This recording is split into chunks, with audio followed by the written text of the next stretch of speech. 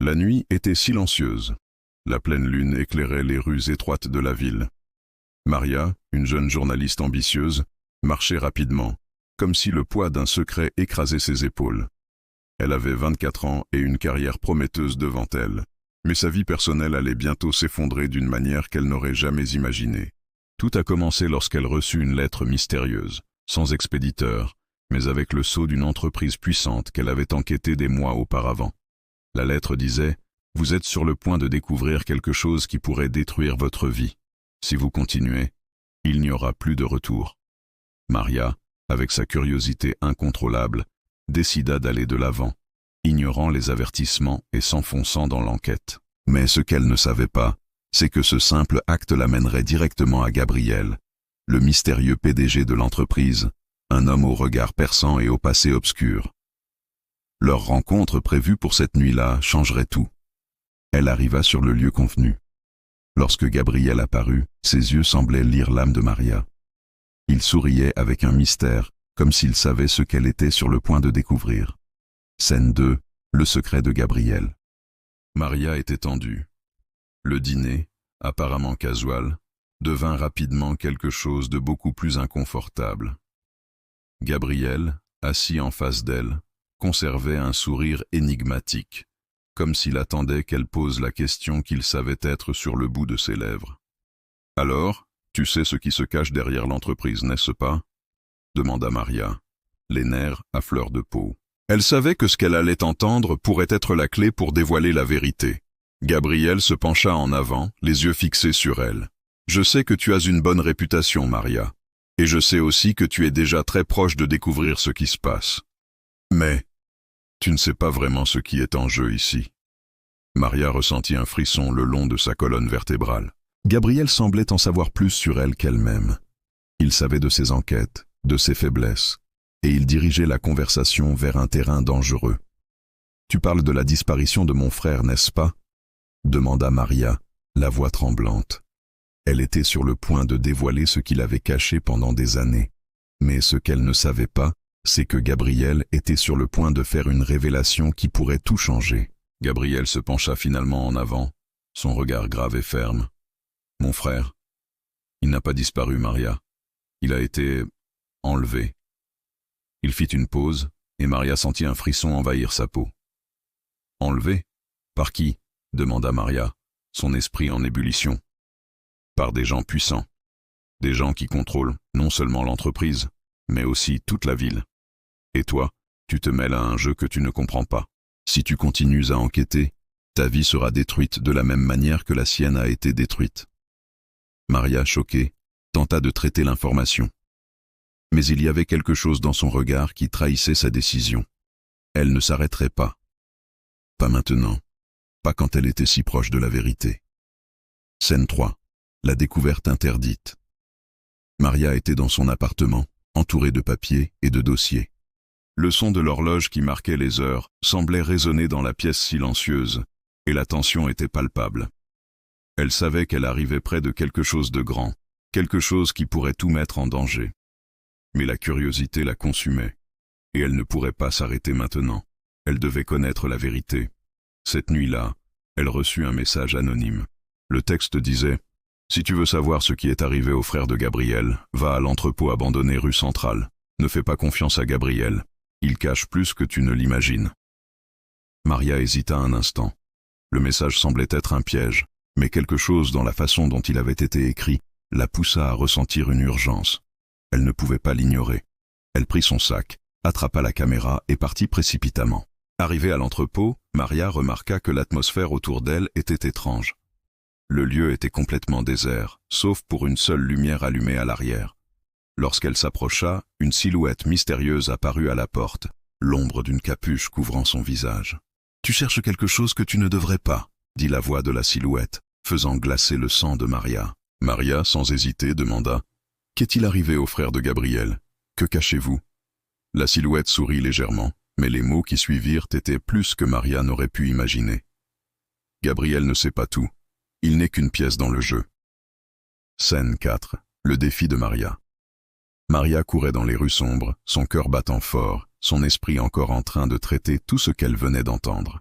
Que devait-elle faire maintenant? La menace qui pesait sur Gabriel semblait réelle. Mais qui étaient ces personnes puissantes qui voulaient détruire tout? Elle savait qu'elle ne pouvait pas faire confiance à tout le monde autour d'elle. Mais ce que la silhouette mystérieuse avait dit à propos des personnes en qui elle avait confiance résonnait dans son esprit.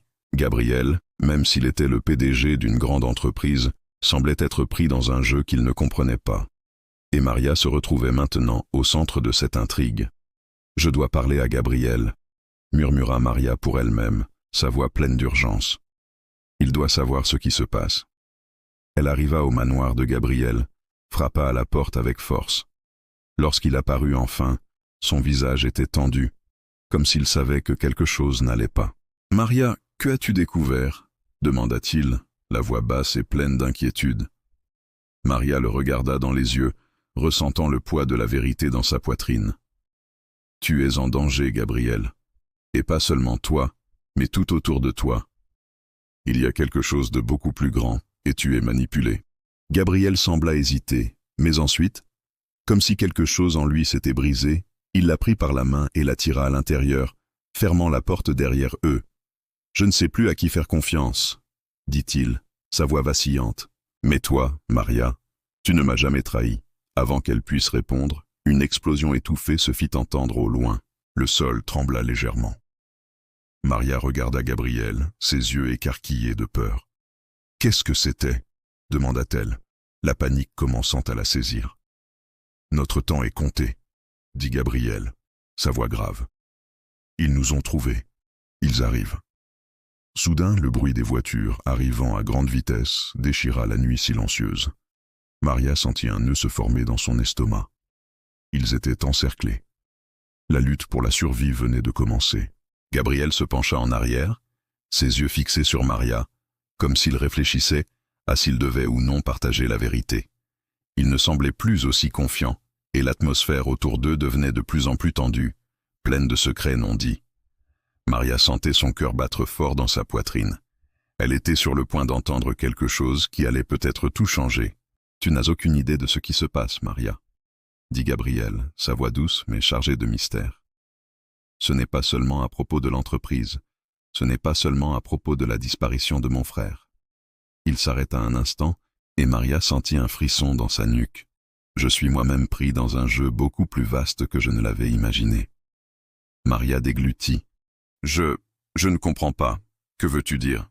Gabriel la regarda intensément. « Tu vas comprendre bientôt. Mais fais attention, Maria, car ceux qui tirent les ficelles sont prêts à tout, et tu pourrais bien devenir leur prochain objectif. » Maria se sentit paralysée. Les mots qu'il venait de prononcer avaient une lourdeur qu'elle n'arrivait pas à saisir complètement. Pourtant, une chose était claire. Sa propre vie était en danger, tout comme celle de Gabriel. Elle rentra chez elle, enchaînant les recherches et fouillant dans les archives de l'entreprise. La pression montait. Puis, un message anonyme apparut sur son téléphone. « Si tu veux connaître la vérité, va à l'entrepôt abandonné, rue Centrale. Ne fais pas confiance à Gabriel. » Maria n'hésita pas. La curiosité la poussait, mais l'instinct lui disait que ce n'était pas sans risque. Elle se rendit à l'adresse indiquée. La nuit tombait. En approchant, elle aperçut une silhouette à la porte de l'entrepôt. Une silhouette encapuchonnée. « Tu cherches des réponses, n'est-ce pas ?» dit la voix, faible mais pénétrante. « Si tu veux vraiment comprendre, tu vas devoir savoir qu'il y a des forces bien plus grandes que toi, Maria. » Elle s'approcha, la nervosité la gagnant. « De quoi parles-tu? Que cache Gabriel ?» La silhouette soupira. « Gabriel n'est qu'un pion dans ce jeu. Et toi, tu vas bientôt comprendre que ta vie et la sienne sont entre les mains de ceux que tu ne connais même pas. » Maria se précipita vers Gabriel, le cœur battant. Elle devait lui dire ce qu'elle venait d'apprendre, malgré sa méfiance croissante. Lorsqu'elle arriva à la maison de Gabriel, elle frappa à la porte avec force. Il ouvrit, les yeux pleins de questions. « Gabriel, écoute-moi. Il y a quelque chose de bien plus grand ici. Tu n'es pas seulement une victime, tu es aussi une pièce du puzzle. » Maria le regarda, intense. « Tu es en danger. »« Je sais, » répondit-il d'une voix tremblante. « Et je sais qu'ils vont venir. Ils savent que tu enquêtes sur moi et ils veulent te faire taire. » Avant qu'elle ne puisse répondre, un bruit sourd secoua la maison, comme une explosion à distance. Gabriel attrapa son bras, l'entraînant avec lui dans le couloir. « Ils sont là. C'est trop tard, Maria. Nous devons fuir. » Gabriel et Maria couraient, les bruits de moteurs de voitures s'intensifiant derrière eux. Ils atteignirent une porte de sortie, mais un groupe de silhouettes en noir les attendait déjà, armés. Le leader du groupe enleva son capuchon. C'était Philippe, le responsable de la sécurité de l'entreprise. « Tu es trop curieux, Maria, » dit-il avec un sourire sombre. « Tu n'aurais jamais dû creuser. Maintenant, vous êtes tous les deux dans la même situation. » Gabriel se mit en position de défense, mais il était clair qu'ils étaient pris au piège. « Pourquoi, Philippe? Pourquoi fais-tu ça ?» Philippe haussait les épaules. « C'est juste une question de pouvoir. Et toi, Gabriel, tu es devenu un obstacle. » Avant que Gabriel puisse réagir, une lumière éblouissante les aveugla tous. La bataille était sur le point de commencer. Maria se réveilla dans l'ambulance, son corps encore endolori du coup de feu qu'elle avait pris pour protéger Gabriel. Elle entendait à peine ce qui se passait autour d'elle. Son esprit encore en train de traiter tout ce qui venait de se passer. Gabriel, quant à lui, était toujours en état de choc. « Maria, tu es en sécurité maintenant, » dit un médecin, tout en s'efforçant de lui fournir des soins. « Mais il va falloir un peu de temps pour te remettre. »« Et Gabriel ?» demanda-t-elle faiblement. « Il est stable. Mais tout cela est loin d'être fini. Vous êtes tous les deux dans un jeu dont vous ne maîtrisez pas les règles. » Maria, malgré la douleur, savait que rien ne serait plus jamais pareil. La situation était bien plus complexe qu'elle ne l'avait imaginé. Gabriel, son allié, mais aussi sa cible, était désormais au centre d'une guerre qu'il ne comprenait pas encore totalement. Gabriel était assis dans le bureau vide de l'ancienne entreprise, regardant l'horizon par la fenêtre. La pression de la décision qu'il avait prise pesait lourd sur ses épaules. La bataille pour la direction de l'entreprise n'était pas encore terminée, mais il savait qu'il avait fait le premier pas. Maria, à ses côtés, se remettait encore de la balle qu'elle avait reçue, mais sa détermination à aider Gabriel à reconstruire sa vie et l'entreprise était évidente. Ils avaient traversé le pire, mais l'avenir était incertain. La famille de Gabriel était brisée, et les alliances qu'il croyait solides s'étaient révélées être des trahisons. « Je sais que ce ne sera pas facile, mais ça, c'est bien plus compliqué que je ne l'avais imaginé, » dit Gabriel en passant sa main sur son visage. La pression de diriger semblait désormais un fardeau plus lourd, mais il ne pouvait plus revenir en arrière. Elena, Philippe, tout ce qu'ils ont fait, c'était pour la cupidité, pour le pouvoir. Je ne permettrai pas qu'ils continuent. Maria, assise à côté de lui, regarda Gabriel d'un regard sérieux.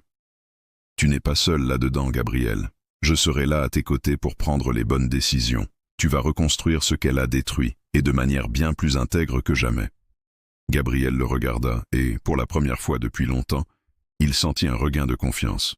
« Avec toi à mes côtés, je sais qu'on peut réussir. » Après les jours qui suivirent la chute d'Elena et de Philippe, Gabriel réunit les investisseurs et les exécutifs qui lui faisaient encore confiance.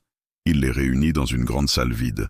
L'entreprise avait été presque réduite à néant, mais Gabriel était déterminé à recommencer à zéro, cette fois avec plus de transparence et de vérité. « Je sais que beaucoup d'entre vous ont des doutes sur l'avenir de l'entreprise après les événements récents, » dit Gabriel d'une voix ferme.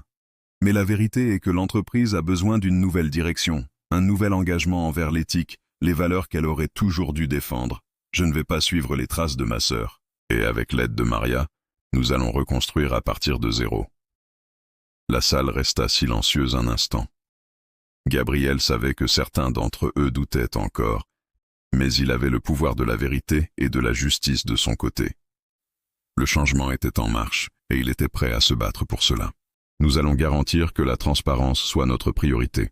Nous allons investir dans des projets qui comptent vraiment pour notre communauté. Nous allons travailler de manière juste, avec vous tous, pour garantir que ce qui s'est passé ne se reproduise jamais. » Les investisseurs commencèrent à applaudir, et Gabriel sut qu'il avait pris la bonne décision. Mais le plus important, c'était ce qu'il avait à ses côtés, Maria. Elle l'avait non seulement aidé à restaurer sa confiance, mais elle lui donnait aussi la force d'aller de l'avant. Après la réunion, Gabriel se rendit dans le bureau de Maria, où elle était en train de trier des documents. Elle leva les yeux lorsqu'il entra. « Je savais que tu y arriverais, » dit-elle en souriant. « Maintenant, l'avenir est entre tes mains, Gabriel. » Il s'approcha d'elle et lui prit doucement la main. « Nos mains, ensemble, Avec cela, la reconstruction ne concernait pas seulement une entreprise, mais aussi leur propre vie. Ils avaient affronté des trahisons, des pertes et des défis qui semblaient impossibles à surmonter. Mais maintenant, ensemble, ils étaient prêts pour un nouveau départ. Gabriel savait que le chemin serait long, mais avec Maria à ses côtés, il n'avait plus peur de ce que l'avenir lui réservait. Gabriel et Maria avaient maintenant une nouvelle mission.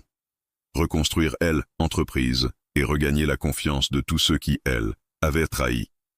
Le processus ne serait pas facile. Les rumeurs commençaient à se propager, les investisseurs avaient des doutes, et les employés étaient inquiets. Mais Gabriel savait qu'il ne pouvait plus se cacher dans l'ombre de sa famille. Maria s'était installée à ses côtés comme sa conseillère principale, mais le chemin qu'ils devaient emprunter ensemble était semé d'embûches. « Nous devons prendre des décisions difficiles, Gabriel », dit-elle lors de leur réunion matinale. « Il est temps d'ouvrir les livres comptables, d'en parler à nos employés et de leur montrer que nous avons l'intention de tout changer. » Gabriel hocha la tête. « Je sais, mais je ne veux pas que notre vision soit perçue comme une simple réaction. Nous devons vraiment changer. » Ils commencèrent par organiser une rencontre avec les principaux dirigeants de l'entreprise. Gabriel et Maria exposèrent leur plan de transformation, détaillant comment ils allaient remettre l'entreprise sur de bons rails. « Nous devons réduire nos coûts, mais aussi investir dans des projets sociaux qui auront un réel impact sur la communauté, » expliqua Gabriel avec enthousiasme. « Nous ne voulons pas être les héritiers d'un empire corrompu. Nous voulons faire une différence. » L'accueil était mitigé. Certains dirigeants semblaient intéressés, mais d'autres restaient sceptiques. « Vous voulez vraiment changer une entreprise qui a fait ses preuves en suivant ses règles pendant des décennies ?» demanda un des anciens directeurs. Maria, d'un ton calme mais ferme, répondit « Ce ne sont pas les mêmes règles qui ont fait grandir cette entreprise, mais celles qui ont permis à des gens comme Elena de prendre le pouvoir. Nous allons les briser. » Le plan de transformation était en marche, mais l'opposition se faisait de plus en plus sentir. Elena, bien qu'elle ait été mise à l'écart, continuait d'être un obstacle. Elle avait réussi à s'attirer de nouveaux alliés parmi les anciens investisseurs et des membres influents du conseil d'administration. Un soir, Gabriel et Maria furent invités à une réunion secrète par un ancien investisseur. « Il est trop tard pour revenir en arrière, » dit l'homme, un sourire amusé sur son visage. « Vous avez déjà perdu. Elena reviendra en force. Elle n'a pas dit son dernier mot. » Gabriel serra les poings. « On verra bien, » répondit-il. Quelques semaines plus tard, alors que la situation semblait se stabiliser, une nouvelle menace apparut. Un article de presse révéla des informations sensibles sur Gabriel et Maria, des informations qu'ils pensaient être protégées. L'article insinuait que Gabriel avait dissimulé des fonds pendant des années pour financer des projets personnels. « Maria, je n'ai jamais... Ce n'est pas moi qui ai fait ça, » dit Gabriel, son regard noir de colère et de confusion. « C'est un piège. » Maria le regarda, inquiète. « C'est une attaque bien orchestrée.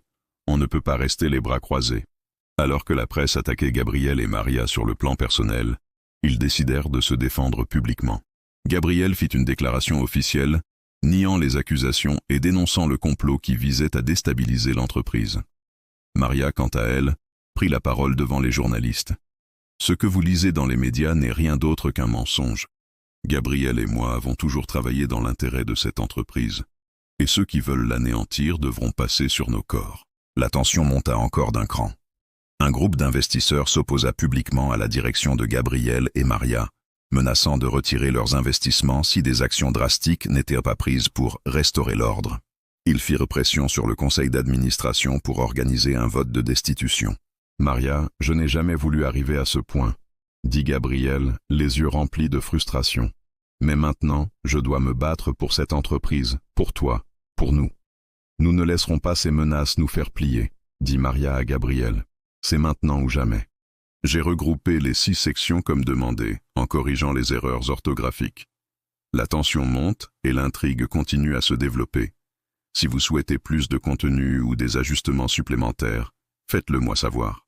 Voici la continuation de l'histoire avec les blocs 21, 22, 23, 24 et 25 réunis et corrigés pour éliminer toute erreur orthographique. Le combat pour garder le contrôle de l'entreprise se transforma en une guerre ouverte. Gabriel et Maria commencèrent à déployer des stratégies pour exposer la corruption au sein même du Conseil. Chaque document, chaque conversation secrète, devenait une arme dans leur lutte. « Il est temps de renverser cette situation », dit Maria, son regard décidé. « Nous devons aller plus loin. » Les alliés de Gabriel au sein du Conseil commencèrent à émerger, certains d'entre eux ayant pris conscience de la gravité des accusations et des preuves que Gabriel et Maria avaient collectées. Ils décidèrent d'organiser une réunion stratégique pour préparer la défense de Gabriel et éviter sa destitution. « Nous devons être prêts à tout. Elena ne nous laissera pas tranquilles », avertit un des alliés de Gabriel. La réunion décisive eut lieu dans un hôtel discret. Gabriel et Maria présentèrent leurs preuves devant le Conseil, tandis que leurs adversaires restaient silencieux, prenant en compte les documents et les témoignages présentés. Le moment crucial arriva. Gabriel demanda à tous les membres du Conseil d'accepter un vote de transparence, permettant une révision complète des finances de l'entreprise. « Il est temps de rendre des comptes », dit-il. Après des heures de débat, le vote fut décidé. La transparence l'emporta et Gabriel fut confirmé à la tête de l'entreprise. Elena, dans une tentative désespérée, tenta une dernière manœuvre, mais elle échoua. Gabriel, entouré de Maria et de ses alliés, se tourna vers elle une dernière fois. « Vous avez perdu, Elena. C'est fini. » Maria le regarda, un sourire de victoire se dessinant sur ses lèvres. « Nous avons gagné, Gabriel. Et maintenant, nous allons reconstruire. »